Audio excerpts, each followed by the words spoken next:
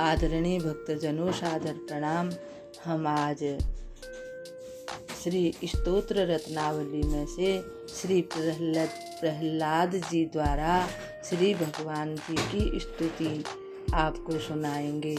ओम श्री परमात्मने नमः।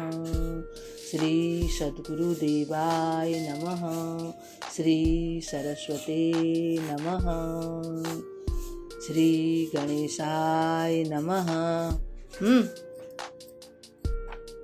आवाज आएगी। प्रहलाद जी बोले कि जिनकी बुद्धि एकमात्र सत्व गुण में ही स्थित है, वे ब्रह्मादि देवगण तथा मुनि और सिद्धगण ही अपने वचनों के प्रभाव से अनंत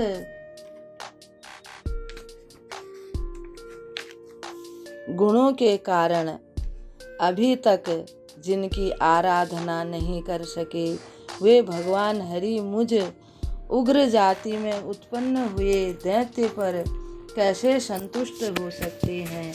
मेरा तो ऐसा विचार है कि धन, कुलीनता, रूप, तप, विद्या, ओज, तेज, प्रभाव, बल, पौरुष, बुद्धि और योग, ये सभी गुण परम पुरुष श्री हरि की आराधना के साधक हो सकते हैं, और भक्ति से तो ये गजेंद्र पर भी प्रसन्न हो गए थे, जो ब्राह्मण उपर्युक्त 12 गुणों से युक्त हैं, किंतु भगवान कमलनाथ के चरण कमलों से विमुख हैं।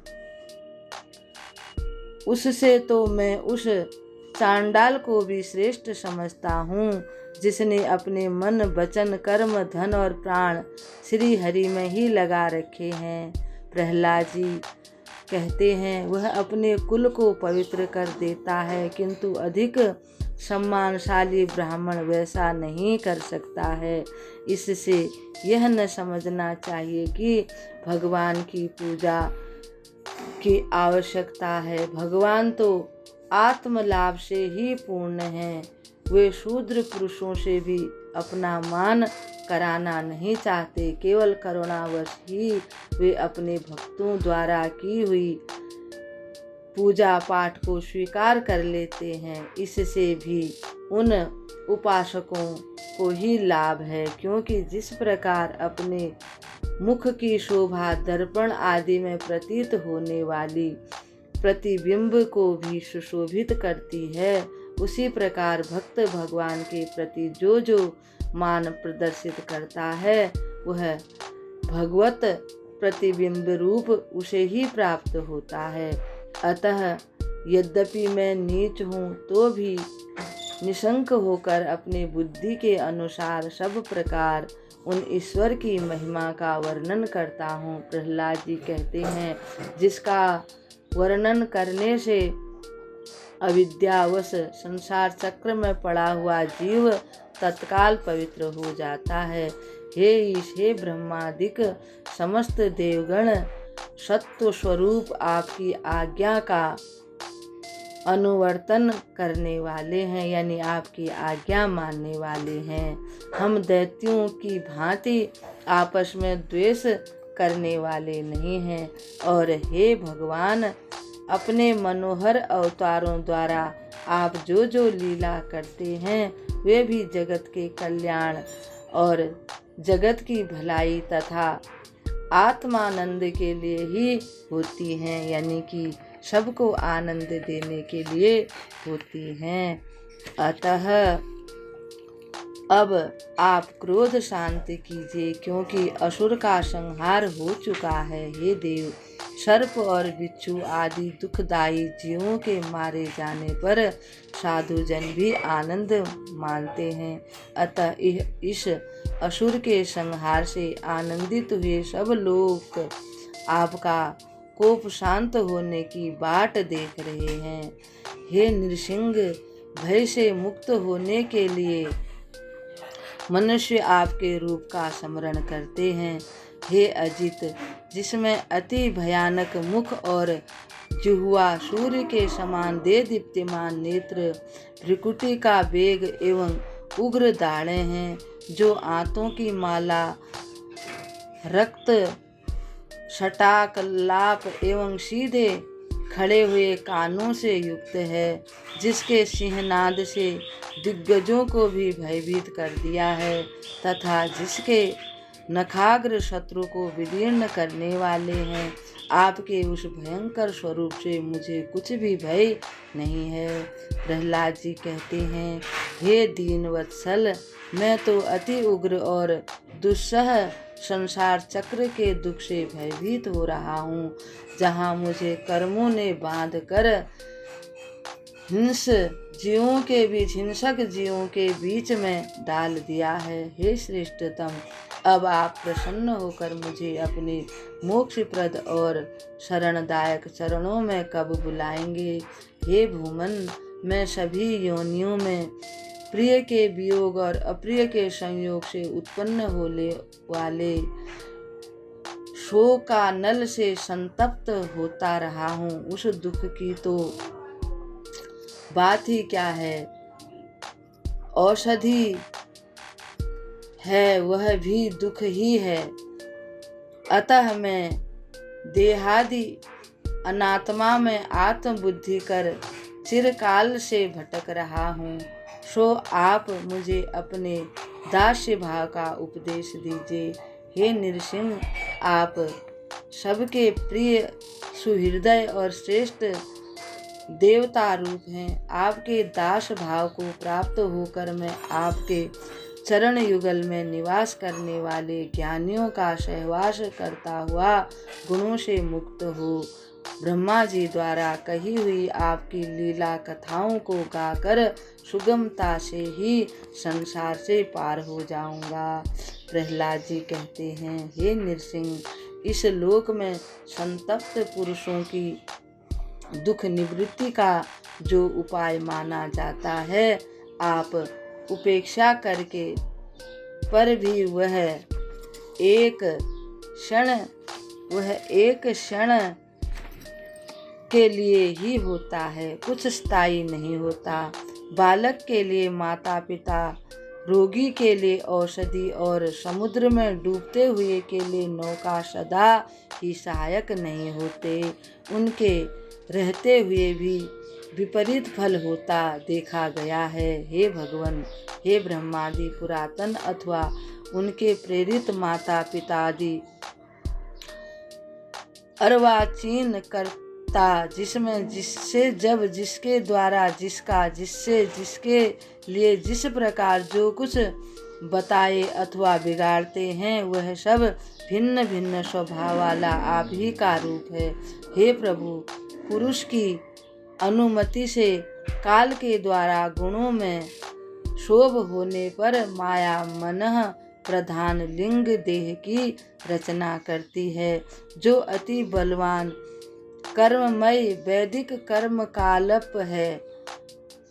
आसक्त तथा अविद्या द्वारा अर्पित मन 10 इंद्रियां और 5 तन्मात्रा इन 16 विकारों से युक्त है।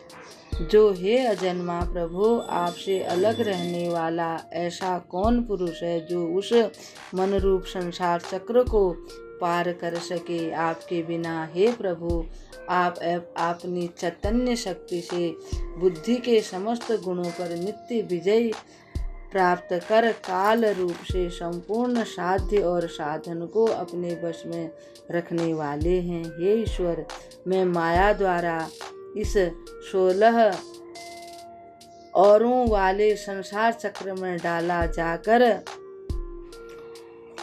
इक्षुदंड के समान पेरा जा रहा हूँ। कृपया आप मुझे शरणागत को अपने समीप खींच लें। हे विभु, संसारी लोग जिनकी इच्छा रखते हैं, वे स्वर्ग लोक में मिलने वाली संपूर्ण लोकपालों की आयु, लक्ष्मी और विभूतियाँ तो मैंने खूब देख ली। वे तो हमारे पिता के क्रोध युक्त हास्य द्वारा किए हुए भ्रिकुटी विलास से ही नष्ट हो गई थी, और अब आपने उन्हें भी मार डाला। अतः जीवों के इन भोग आदिकों के परिणाम को जानने वाला मैं ब्रह्मा के भी आयु, वैभव और इंद्रिय संबंधी भोगों की इच्छा नहीं करता। क्योंकि वे भी सभी परम पराक्रमी काल रूप परमेश्वर से ग्रसित हैं। अतः मुझे आप अपने दासों के समीप ले चलिए। अहो, कहाँ केवल सुनने में सुखदायक मृग तृष्णा रूप विषय भोग और कहाँ संपूर्ण रोगों का उत्पत्ति स्थान यह शरीर, किंतु मनुष्य इनकी असारता और नाशवता को जानकर भी बड़ी कठिनता से प्राप्त होने वाले भोग रूप मधुकणों से अपनी भोग इच्छा रूप अग्नि को शांत करने की चेष्टा करता है, इनसे विरक्त नहीं होता। हे ईश, कहाँ तो इस तमह प्रधान असुर कुल में रजोगुण से उत्पन्न हुआ मैं, और कहाँ आपकी कृपा। अहो, जो अपना प्रसाद स्वरूप और सकल संतापहारी कर कमल आपके कभी ब्रह्मा, महादेव और लक्ष्मी के सिर पर भी नहीं रखा, वही मेरे मस्तक पर रखा। अन्य संसारी पुरुषों के समान ब्रह्मादिक और मेरे जैसे प्राणियों में आपकी उत्तम अधम बुद्धि नहीं हो सकती, क्योंकि आप संपूर्ण जगत के आत्मा और सुहृदय हैं। फिर भी आपकी कृपा में जो अंतर देखा जाता है, उसका यही कारण है कि कल्प वृक्ष के समान आपकी कृपा भी सेवा से ही प्राप्त होती है। सेवा के अनुसार ही आप कृपा करते हैं, कुछ ऊंच नीच दृष्टि से नहीं। हे भगवान, संसार रूप सर्पयुक्त कुएं में पड़े हुए अन्य कामासक्त पुरुषों के साथ मैं भी उसी में गिरा जा रहा था। उस समय देवर्षि नारद ने मुझे अपना मानकर अनुग्रहित किया था। उन्हीं की कृपा से आज मुझे आपके दर्शनों का सौभाग्य प्राप्त हुआ है। अतः मैं आपके दासों की सेवा किस प्रकार त्याग सकता हूँ। हे अनंत, मेरे पिता ने अन्याय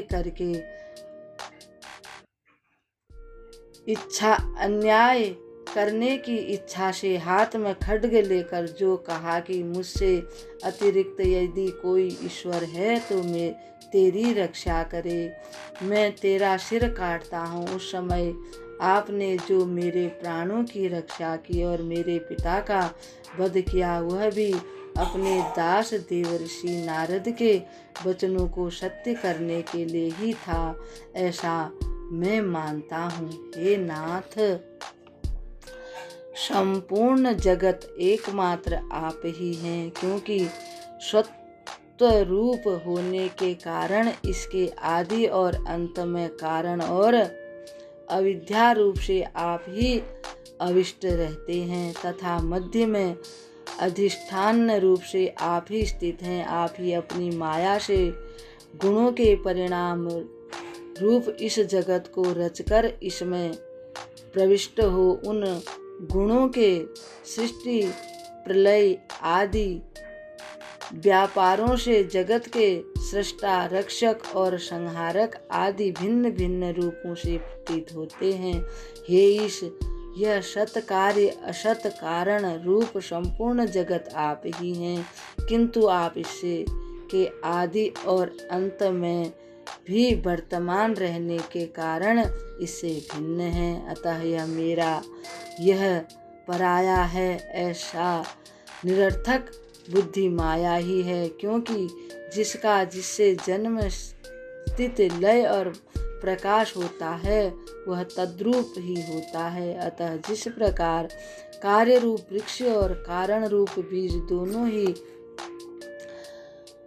गंधत मात्रा रूप हैं, उसी प्रकार यह संपूर्ण जगत आप ही हैं। हे प्रभु, आप इस निखिल प्रपंच को अपने में समेटकर आत्म सुख का अनुभव करते हुए निरीह होकर प्रलयकालीन जल में शयन करते हैं। उस समय योग द्वारा बाह्य दृष्टि मूंद कर और आत्म स्वरूप के प्रकाश से निद्रा को जीतकर आप तुरी पद में स्थित रहते हैं। न तो तमोयुक्त ही होते हैं और न विषयों के भोक्ता ही। यह ब्रह्मांड अपनी काल शक्ति से प्रकृति के गुणों को प्रेरित करने वाले उन्हीं आपका रूप है। पहले यह आप ही में निहित था, जब प्रलयकालीन जल के भीतर शेष शैया पर शयन करने वाले आपने योग निद्रा रूप समाधि को त्यागा, तो बट के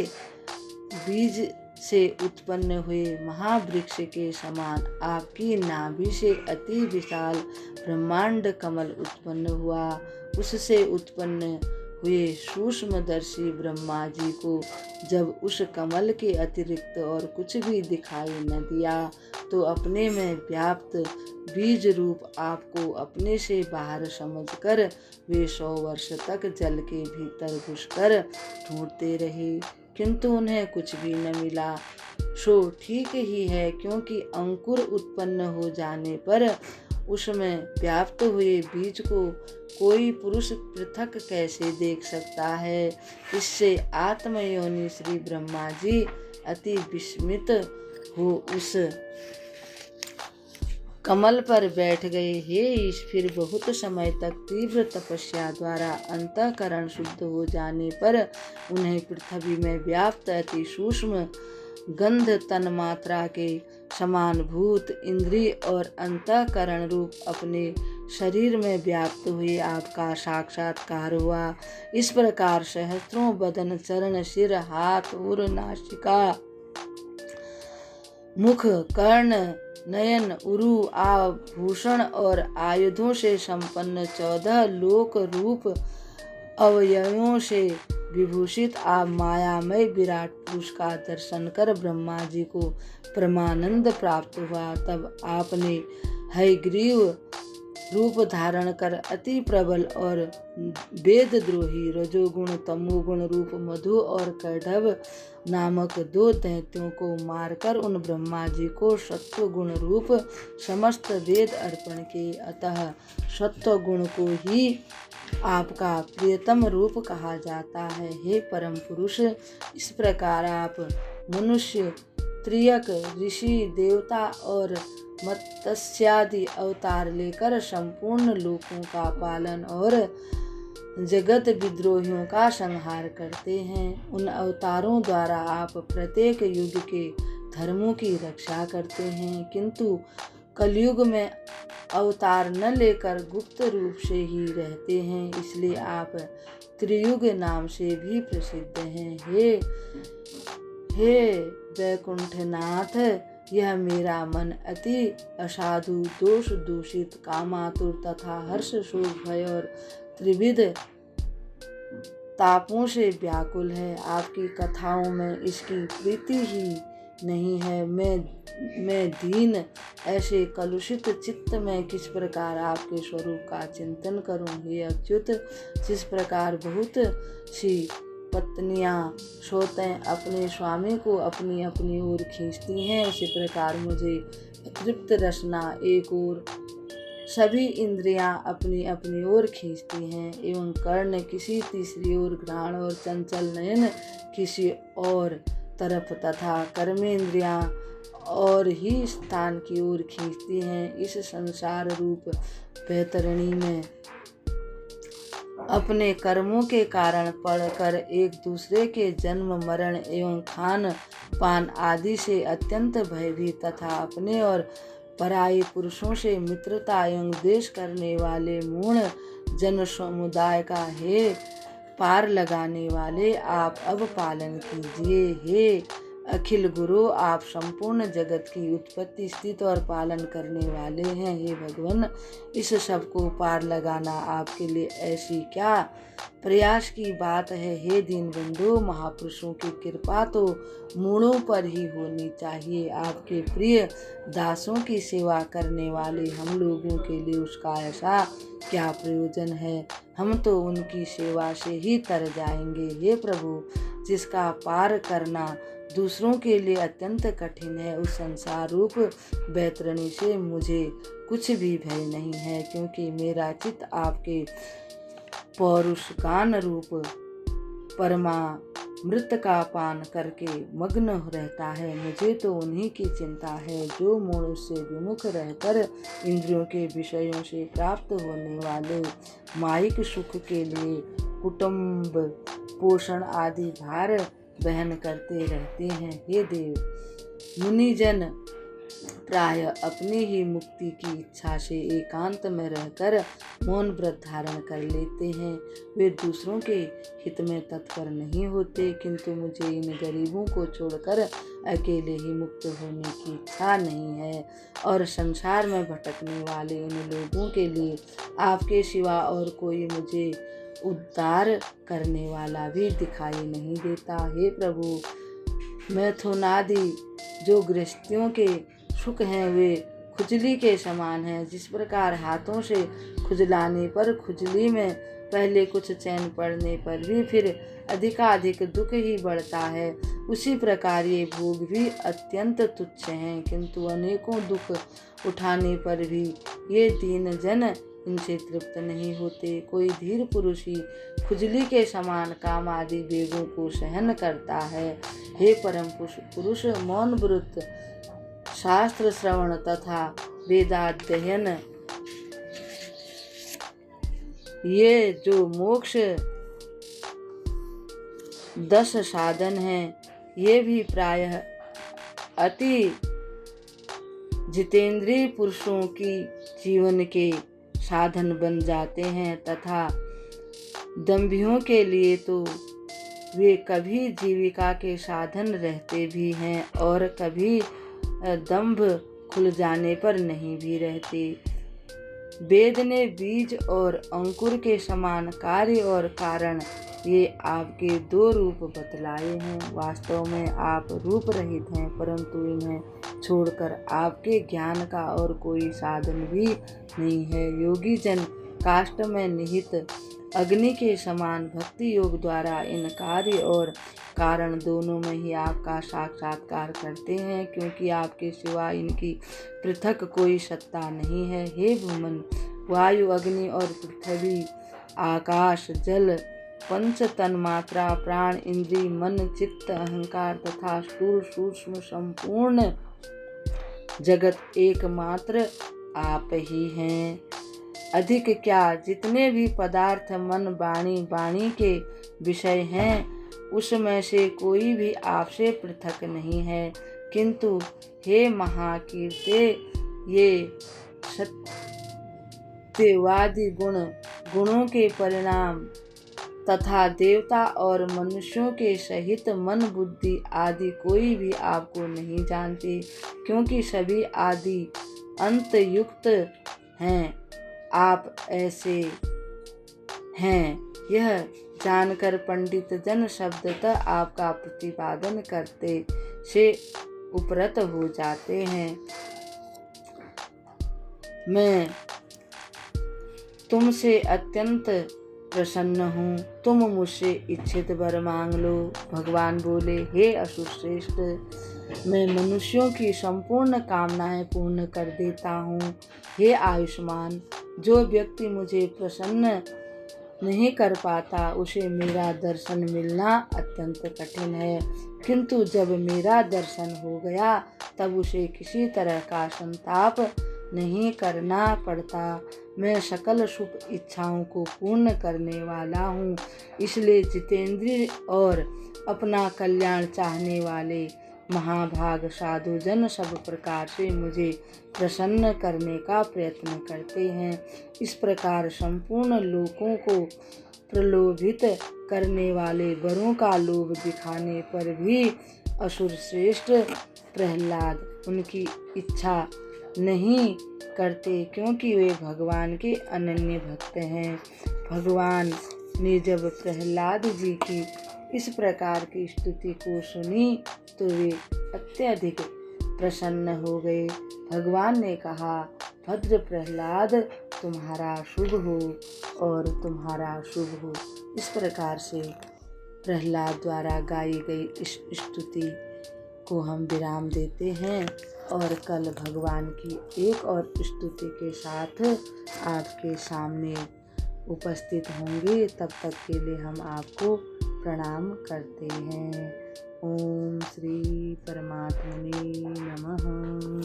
ओम श्री परमात्मने नमः। ओम श्री परमात्मने नमः। अरे बेटा